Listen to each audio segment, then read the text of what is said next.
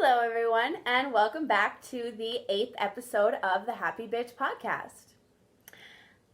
Today we have our little dog dad mug because it's Father's Day.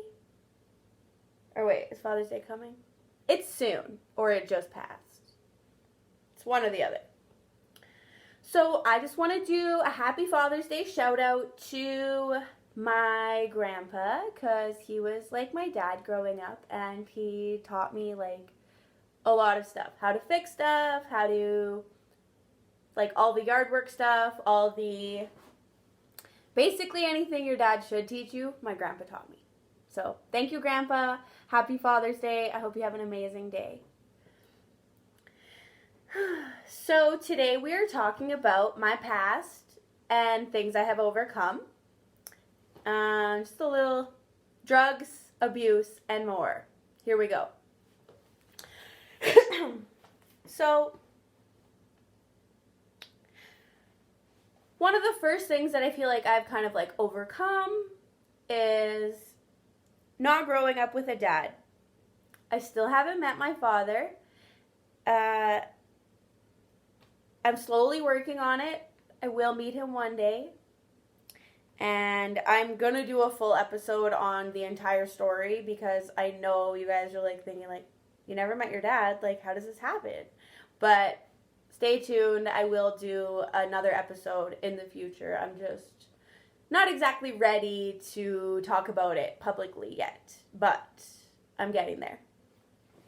And it's nothing for me to be ashamed of. Like, I didn't do anything wrong. So I don't know why I'm not ready to talk about it publicly, but I will be sooner than later, I'm sure.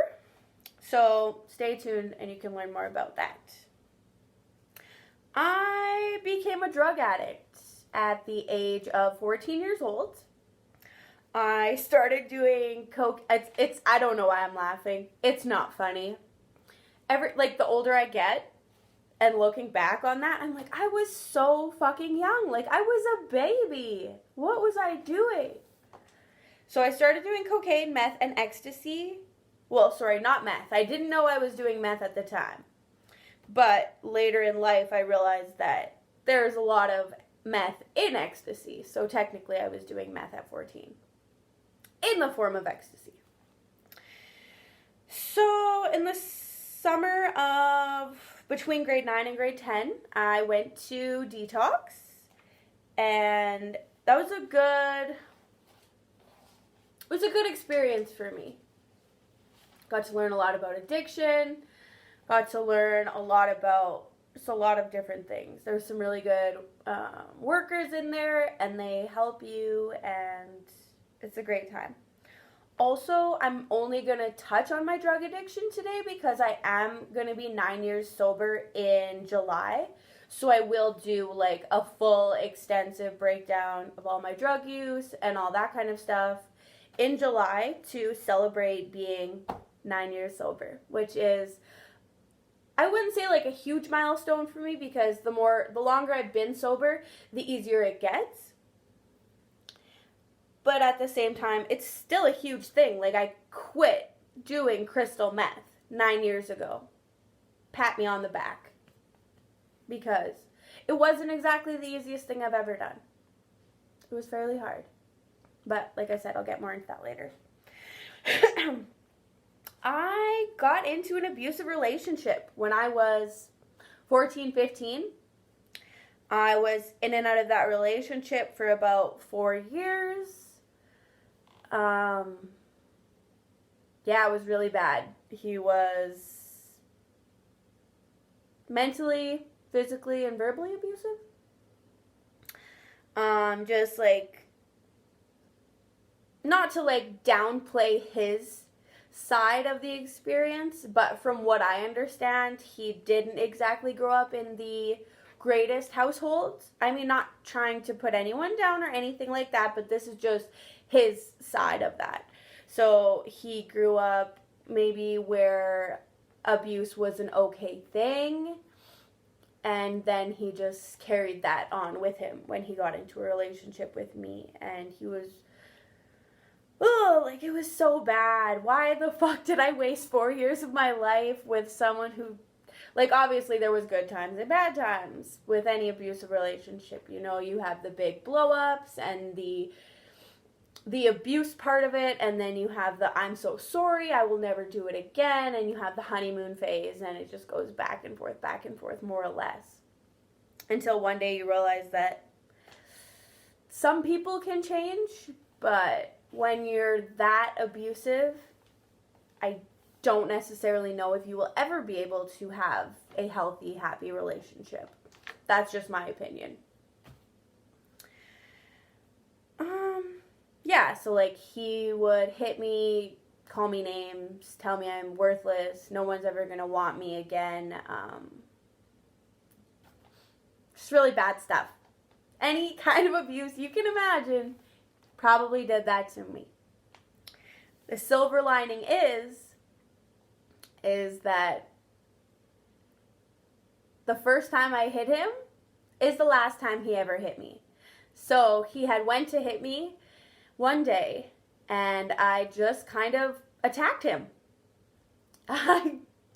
Sorry, I know it's not nice to hit people, but when someone abuses you for that long and you finally take your power back and you attack them.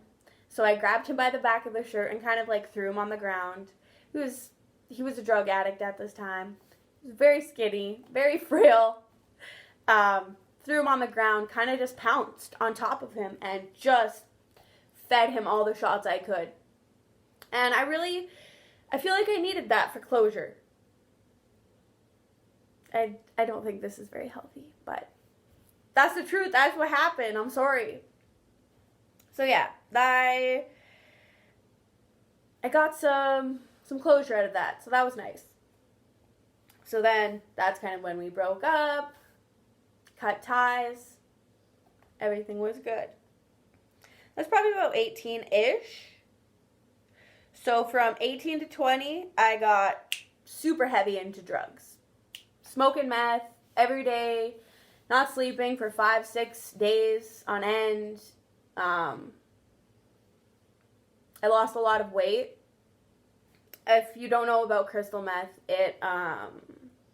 it's also called like speed or jib or there's so many different names for it. Like, I don't even know what they call it nowadays because, like I said, I've been clean for 9 years.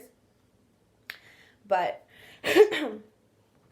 it speeds you up. Gives you a very euphoric feeling. I read somewhere that it's like 10 times better than an orgasm? Or is it 100?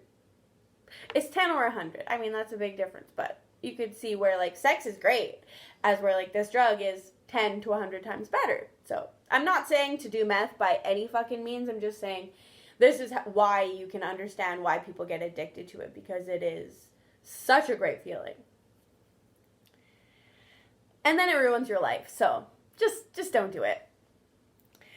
So I was about 18 to 20 when I did that, got really skinny, down to 100 pounds. I lost my job. I lost relationships with my friends and family. I dropped out of high school. I didn't graduate. Yeah. So needless to say, my teen years were a little bit of a struggle.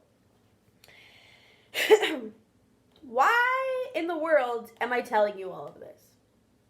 Why am I going to sit here and tell you all the fuck-ups I have made and all the bad decisions I've made? Why would I tell you all this? You have done fucked up shit too.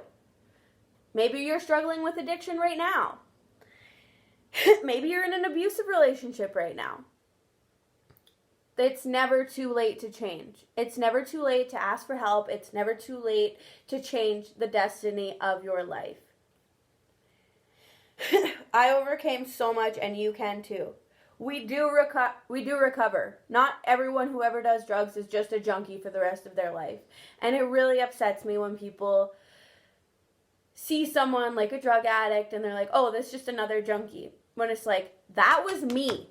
Or when people see someone overdose and they're like, oh, well, they're just another drug addict. I did drugs too. Do I deserve to die? Hell no. Hell fucking no. People usually turn to drugs when they have problems in their lives and they need to escape the reality.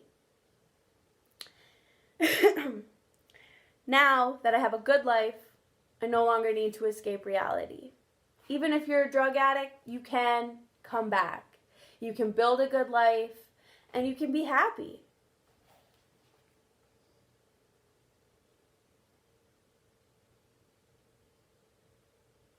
Yeah, so basically you can overcome anything,